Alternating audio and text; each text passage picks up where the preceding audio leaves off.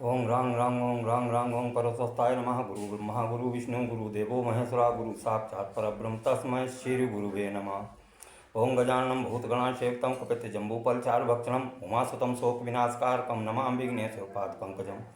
ओं कालिका तारिणी बाला त्रिपुरा भैरवी रमा बगलाचय मातांगी तथा तुपोसुंदरी कामाक्षी तुलजा देवी जम्बनी मोहिनी तथा छिन्नामस्ता गुहा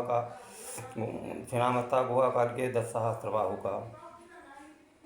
ओं कालिका तारिणी बाला त्रिपुरा भैरवी रमा बगलाचाय मातांगी तथा तपोसुंदरी कामाक्षी तुलजा देवी जम्बनी मोहिनी तथा छिन्नामस्ता गुहा काली 10 सहस्त्रबाहु का। जय जगदम्बे।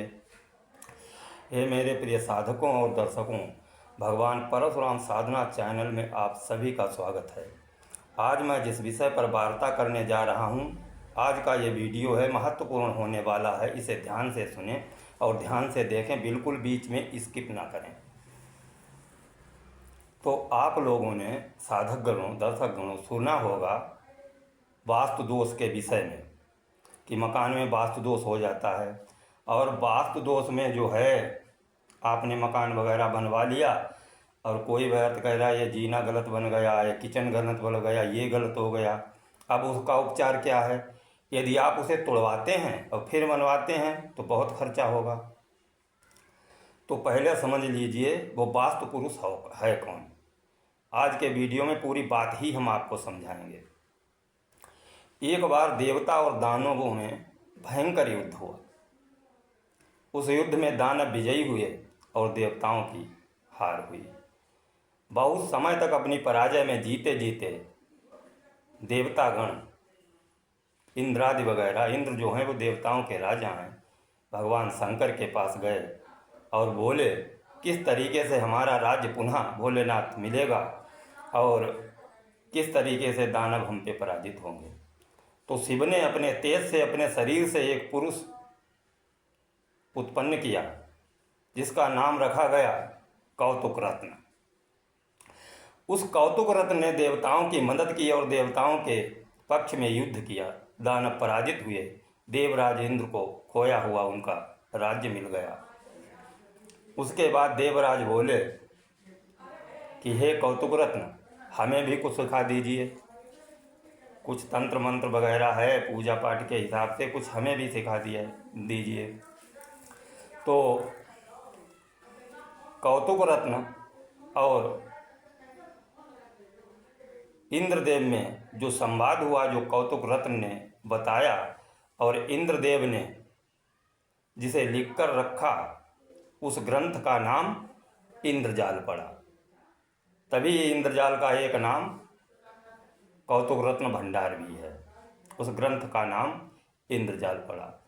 इसके बाद वो वास्तु पुरुष जो है भगवान शिव के पास बोला कि हे पिताजी, अब बताओ हमारे लिए क्या काम है। आपने जो हमें आज्ञा दी थी वो आज्ञा तो मैंने पूरी कर दी, अब हमें जो है आप नष्ट कर दीजिए। तो शिव ने कहा कि नहीं पुत्र, आप हमें पिताजी कई बार कह चुके हैं। ऐसा कौन सा पिता होगा संसार में जो अपने ही पुत्र को नष्ट कर देगा। तो बताओ हमारा कार्य क्या है। तो उन्होंने कहा कि कौतुक रत्न, आप पूरी पृथ्वी पर निवास करिए और अपने भक्तों की मनोकामना पूरी करिए और उनकी रक्षा कीजिए, यही देवताओं का कार्य है। तो शुभ की आज्ञा पाकर वास्तु पुरुष वास्तु पुरुष कौतुक रत्न जो है उसी का नाम वास्तु पुरुष है, पूरी पृथ्वी पर लेट गया ऐसे शिव के हाथ जोड़ते हुए और इस तरीके से, और दोनों पैर भी इस तरीके से जोड़े। तो ईशान कोण में उसका सर है और नैऋत्य कोण में जो है उसके पैर हैं और वायव्य और आग्नेय कोण में उसकी जोड़ी हुई दोनों भुजाएं हैं। इस तरीके से वो इस पृथ्वी में ही समा गया। समाने के बाद जो है तो इसीलिए ईशान कोण जो है उसमें वास्तु पुरुष का जो है मुख है, इसलिए ईशान कोण में आज जैसे पूजा पाठ का स्थान बनाना चाहते हो अपने घर में, तो ईशान कोण में ही पूजा पाठ का स्थान बनाया जाता है।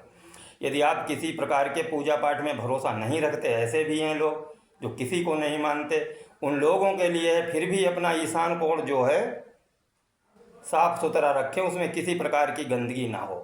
आप नहीं किसी पूजा पाठ को मानते हैं या किसी को नहीं मानते हैं, फिर भी उसे जो है आप साफ सुथरा रखेंगे। अब बात ये आती है, जैसे आपका मकान बन गया और किसी ने ये कह दिया है इसमें वास्तु दोष है, तो क्या करेंगे? तो तमाम वास्तु दोष दूर करने के लिए आपको क्या चाहिए, उसके मंत्र का आप जाप करेंगे। कि मंत्र ये है, वास्तु पुरुष नमस्तुभ्यम भूमि सैया रत प्रभो मम गेहे धन पुत्रादि समृद्धम कुरु सर्वदा।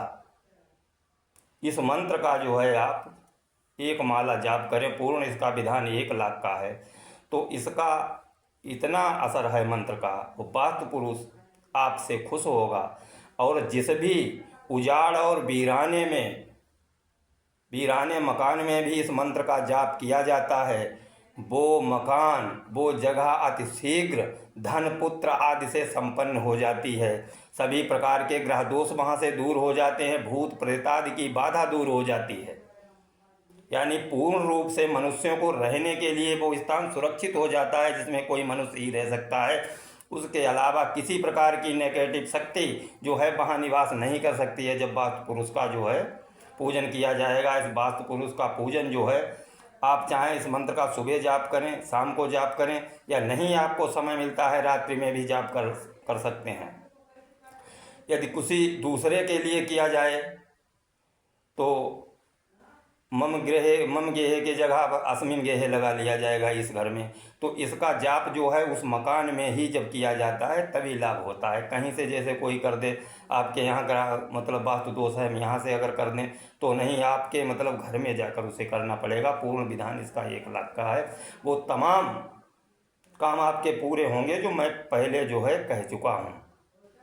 वास्तु दोष दूर होंगे, भूत बाधा दूर होगी, प्रेत बाधा दूर होगी, ग्रह बाधा दूर होगी। समस्त बाधाएं जो हैं उस वास्तु पुरुष के प्रसन्न होने पर ये तमाम बाधाएं जो हैं आपकी दूर हो जाएंगी।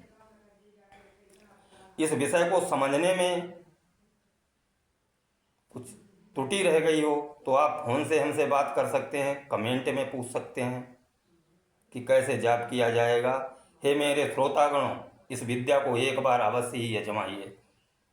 ऐसे मकान जिनमें धन संपत्ति जुड़ती ही नहीं है, रोग दोष जिन मकानों में पीछा ही नहीं छोड़ सकते हैं, यानी 10,000 महीने में कमाए तो 30,000 का खर्चा हो रहा है, ऐसे लोग जो इस पीड़ा में हैं, इस मंत्र को अवश्य आजमाएं और अवश्य करें।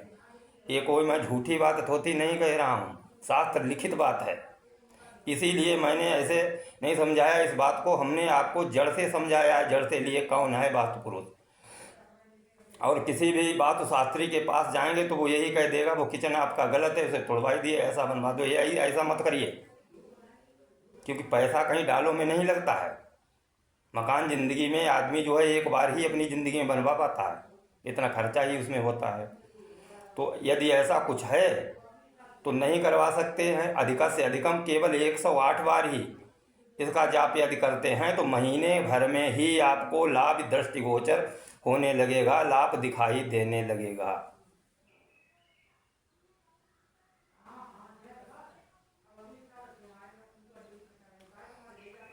तो कुछ समझने में या समझना चाहते हैं तो फ़ोन से हमसे बात कर सकते हैं, हमारे घर पर आकर हम पर से मिल भी सकते हैं और कमेंट द्वारा पूछ सकते हैं। अगले वीडियो में मैं फिर मिलूँगा किसी नई जानकारी के साथ। मैं वही वीडियो बनाता हूँ जिससे आपको लाभ हो, जनमानस का लाभ हो। खामखा के वीडियो में नहीं बनाता हूँ। हे ब्राह्मण गौरव, तुम्हें प्रणाम। जय परशुराम, जय परशुराम।